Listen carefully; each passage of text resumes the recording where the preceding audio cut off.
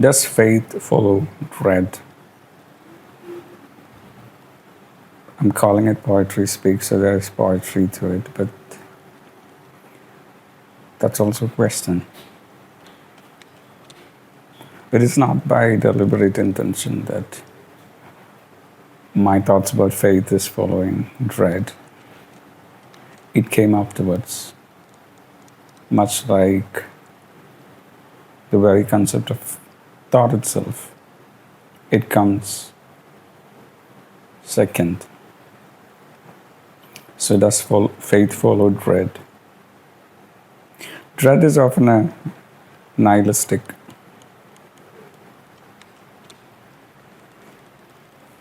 categorically nihilistic, because it feels like an end. And I was someone who experienced something. One day I found myself in a box, and that was after a long search of 4 boxes. And inside the box, I'm realizing that the box is called nihilism or nihilism. And while inside the box, I was like, wait, now I have to find another box to jump into. Why am I here? Because it didn't seem like the box, if there was to be boxes. I was fascinated by the label, the title, the box, which is then again labeled the nihilism. So the more I realized inside the box that even others who were in the box, or systems that were in the box, or concepts that were in the box, were all looking at me like, no, not that. But outside everybody's, or every system and every consistent effort of civilization, I was asked to find that box. So then I realized the people in the box haven't actually gone further than the title of it, because if it is the complete reductive observation of everything that is, then nothing exists, which is an unjust summation of that whole philosophy. But yeah, nothing exists. My question is, like, for people who think it stops there, it doesn't. From nothing exists, naturally the progression is anything is possible. So everything is possible.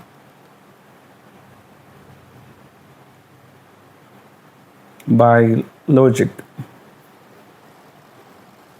if nothing exists, and yet we perceive everything of that nothing, what's to stop anything from happening? Or in other words, nihilism taken to its extreme is a negation of language itself, of concept itself, of structure itself, of semantics and syntax itself. So if you're going that route, it doesn't stop there either. It still tries to prove that nothing exists, but then there's beyond. Nothing is by itself something that cannot exist. So it existing is by itself negated. So if at the height of negation, at the height of understanding that all and everything is perception without the binary of erratic or perfect, If everything is perception, then everything can exist.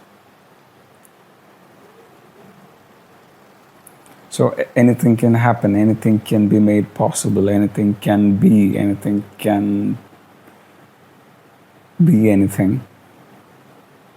Truth and not truth, or truth or fallacy, these don't exist.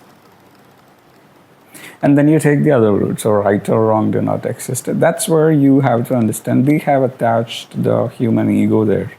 So this was supposed to be a part of the subtraction project that I did, but I cannot speak it in that alone, so it's here. So if you are willing to subtract ego, then the question of not knowing whether right or wrong doesn't happen, because it happens when ego is attached. Now there are rights and wrongs that are different for each person. There are some universal ones, yes, but even that's on a spectrum. We have become fascinated by spectrums. Funny, we started off being fascinated by 1, 2, 3, and then it had to be a grade. Then I don't know what the next evolution would be. Maybe now that it's a spectrum can be expanded, right? So,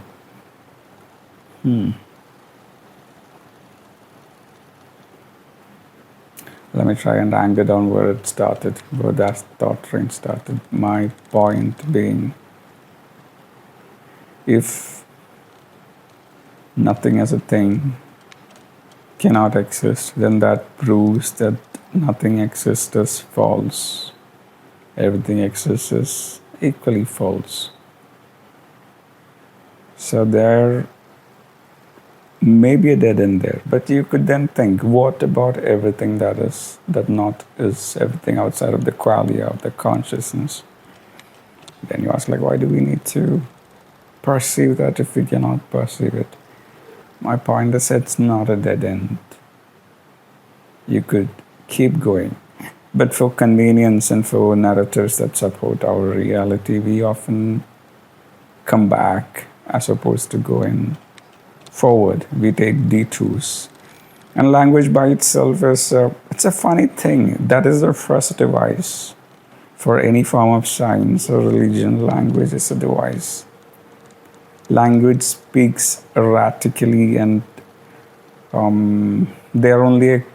they're sometimes not even a close approximation of what is. We don't know what is. Our limitation of knowing what is creates a limited tool, such as language and linguistic instruments, or symbolic instruments, or even sensory instruments that would allow us to contain and partake and share information about the quality of the world, the circumstances, the environment, the ecosystem. However you put it, that's what I'm trying to say. So it's not an end there. You see what I mean? So now let's kind of personalize it. Faith following dread. Right now what I feel is like faith is easy. As in, it has become easy to have faith.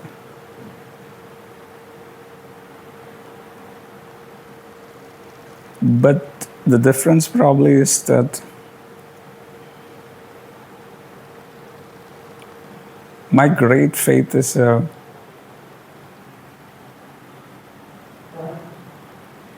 derivative of knowing and subtracting the parts of my understanding in linguistic expression. What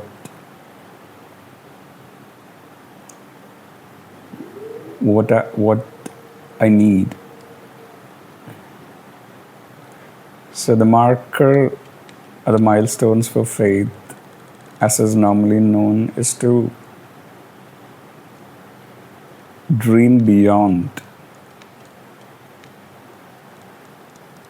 and to actually believe it is possibility, which is a hard task. Like, you know, I'll put it this way. They say you gotta manifest and live the dream that you want to make it a reality. How does somebody who is battling mental health completely put their efforts into a tunnel and to have tunnel vision to it? How is it possible for somebody who is diagnosed autistic? Isn't that funny? Your brain is speaking 1,000 things at the same time, and you're supposed to manifest a dream. Then you ask, then, so again, getting back to the fact that you have to subtract from language and understanding. Then you cannot look at faith in terms of material measured against time constituents such as money or fame or whatever vernacular there is to success. That faith is hard to manufacture if you go down the route of truth.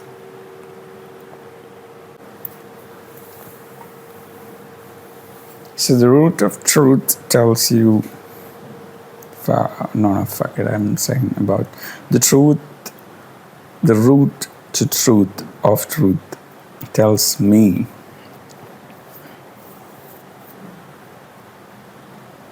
that I can have absolute faith, but it must be calibrated. Another thing that fascinates me, is it possible for a life to be where it can be two at the same time? And I've always grieved in my young age when I couldn't belong to those dual species where knowledge is one thing and life is another.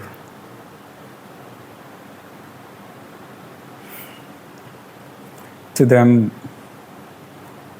I must assume it's a chaos that they need to survive. So their narratives are likewise, it's dual. It is dual. That's actually not, well, I don't need to go in that thought train. I mean, faith.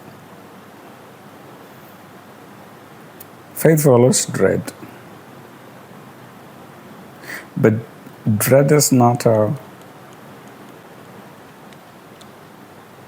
phase when it comes as a part of knowing, right? It's a funny thing, you know. Why does any kind of awakening require unlearning? How much are we learning all these things that we have to unlearn to actually look upon ourselves? Was it a enforced mechanism where beings just were supposed to go on and not inspect, introspect, or think?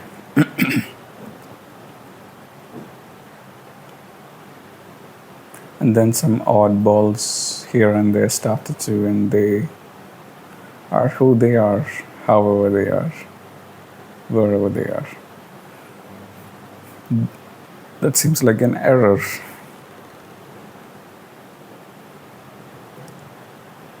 To become as aware as I might be should buy the linguistic instruments and the knowledge that we have learned and the systems that are as is. According to all of that, we are but errors.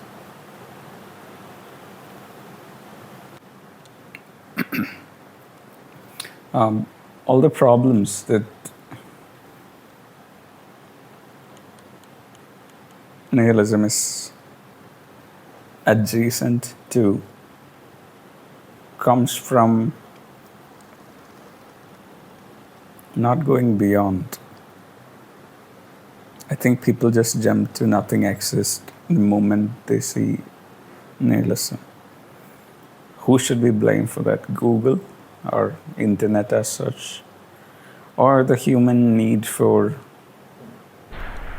summaries, split chapters?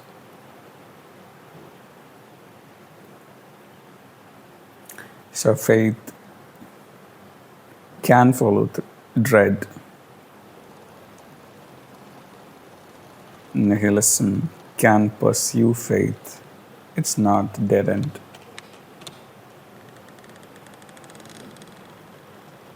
And I can contemplate on faith.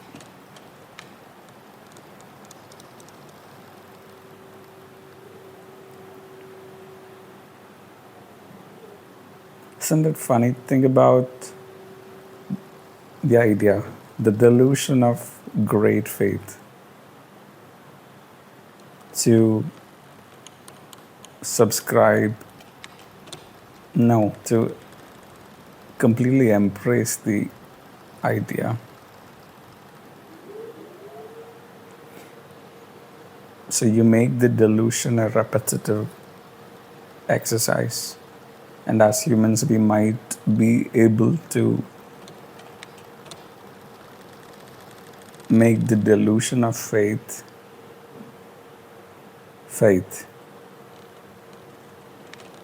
not deluded faith, faith.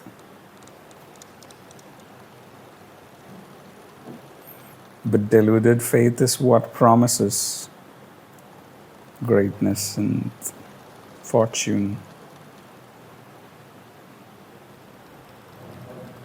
You understand that part, I hope, because fortune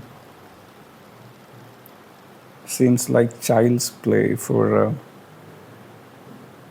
person of deluded faith, oblivious to the truth.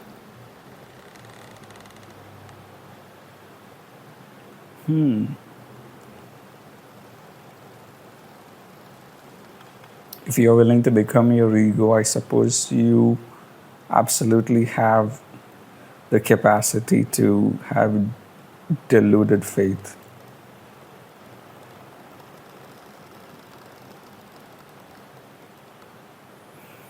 Deluded faith creates the success that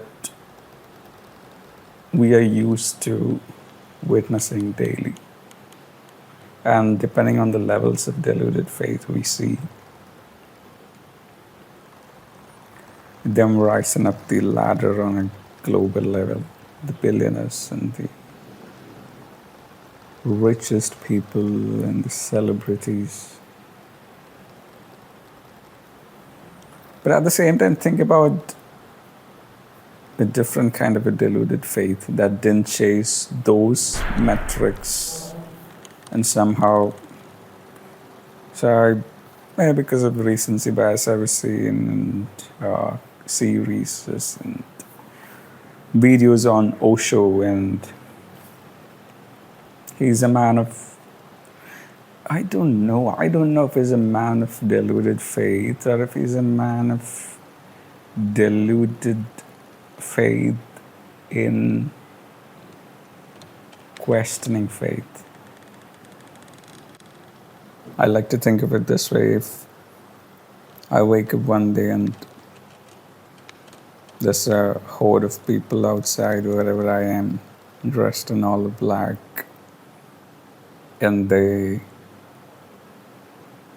want to be my disciples, I just probably run off. I probably run in every way there is, because what the fuck is that? That's the moment you realize something's gone wrong.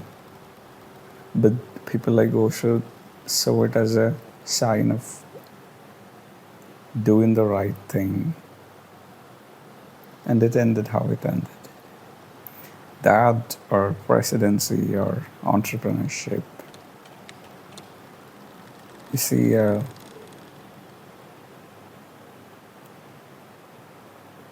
see, beautiful, spectacular, dramatic lives going by.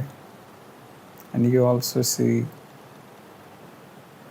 animals, monkeys embarrassing themselves, or then throwing a tantrum. It's just, you almost do not see evolution.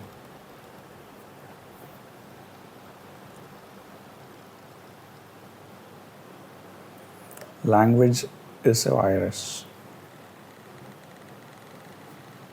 but that's probably another thought train I should expose in a different convo. But about faith,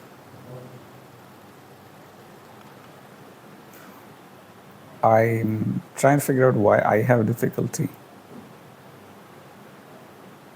accepting and manufacturing a faith that I seem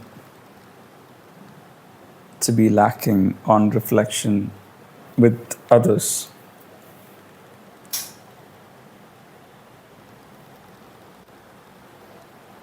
And I haven't understood faith as I should understand it, so maybe I cannot adopt it.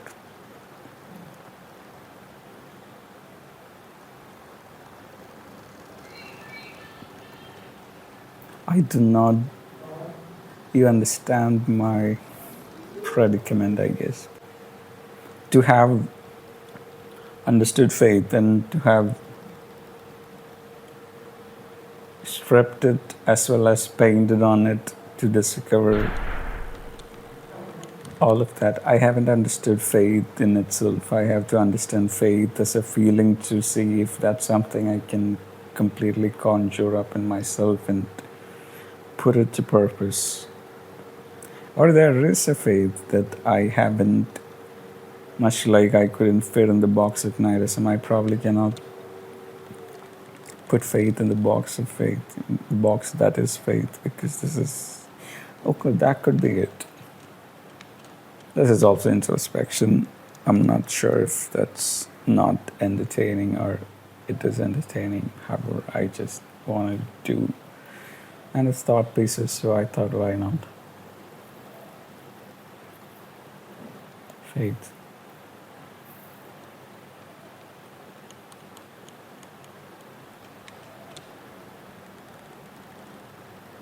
I could write stories about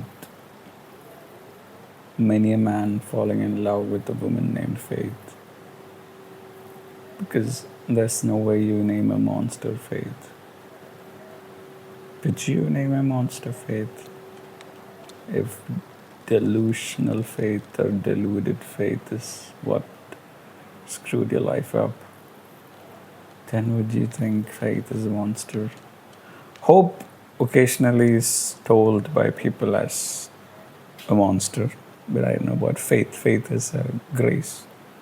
Hope seems rather, I gotta go. It's a little aggressive, I suppose. Faith also kind of leaves room for a broader uncertainty. So, to do, manufacture faith. But what is faith? What is faith? Because I want to know how to manufacture it, I can now. Do I delusionally subscribe and then develop delusional attachments of various levels with faith to make it?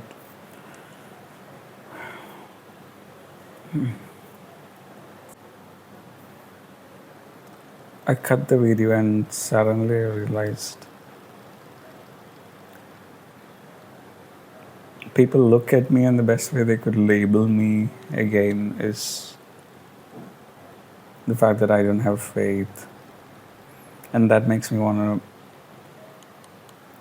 to retrospectively reflect on what faith is to me, was to me, and then try to understand what it should be or will be for me. It is the optics of it, I suppose, because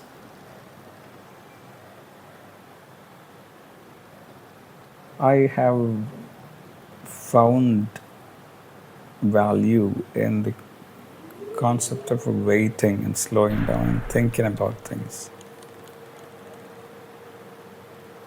The world is accustomed to look at such a person and think that's total lack of faith, especially if I spout something in my head, which often tends to take uh, an highly object or, to the best of my capacity, objective yet completely subjective, depersonalized, irreducible observation of a value or a thought. Or so some people are quick to think that I'm lacking. I have lost faith in the system of things, though, because I studied the system of things. I think studying things. My one friend who is watching this, June, has told me about it. If I study things too much, and that's probably why I'm losing faith. He's the only one probably watching this. I just thought about that. So, if others are, thank you. I'm just faith. See what happened? See, that's faith. So I'm not devoid of faith. Wow, that's an accidental, yet coincidental, yet peculiar type of revelation. So it's not a lack of faith. It's just not having a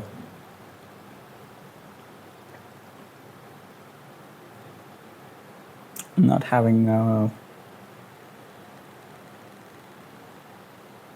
comparative superlative context to it. My faith doesn't want to be in the same pressing, so there's a binary or there's a comparative superlative sort of way to it. But I also do not know how to be so deludedly faithful to the idea that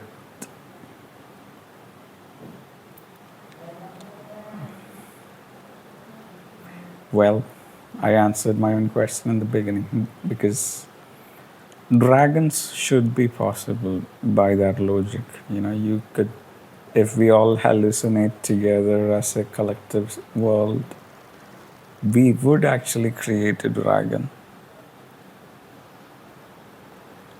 A mediocre, classes flunked, grade F, shitty model dragon, but still a modern and still a dragon. Anyway, I don't want to get too far ahead on the tangent, but delusional faith, I think I will have to still contemplate, not because there's only questions. The truth is just a question mark. So I will dwell on this, and maybe I will come back to speak more about thought pieces.